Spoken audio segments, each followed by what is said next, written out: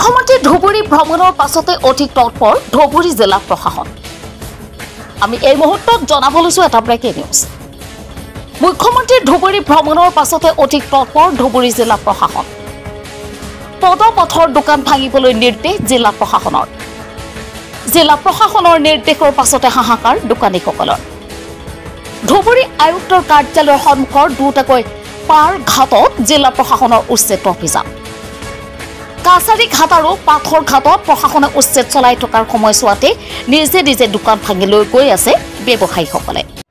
ইয়াতে অলমোষ্ট দুটা স্পট মিলি আছে। স্পট এটাই দুটা মানে এটা মানে আমি নেটৰ দুগুনি পাৰ কৰে মানে তলে তলে যিখিনি আছে সেইখিনি গোটেই গভৰ্ণমেণ্ট লেণ্ড।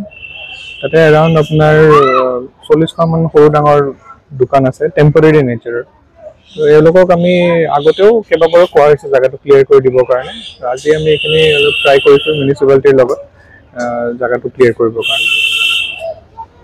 এওঁলোক যিহেতু টেম্পৰেৰী নেচাৰৰ এওঁলোকক আমি আজিৰ দিনৰ ভিতৰতে আজিৰ দিনটোৰ ভিতৰত তেওঁলোকৰ জেগাটো ক্লিয়াৰ কৰিব দিছোঁ। তেওঁলোকে ক্লিয়াৰ কৰিছে ৰাতিপুৱাৰ পৰা। আজিৰ ভিতৰত এইটো জেগাটো ক্লিয়াৰ হৈ যাব লাগে।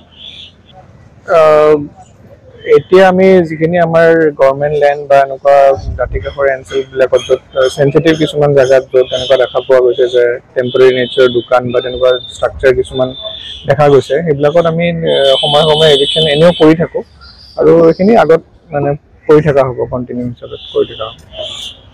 ধুবুৰীৰ পৰা আছিকুলৰ ৰহমানৰ ৰিপৰ্ট, ডেইলি 24।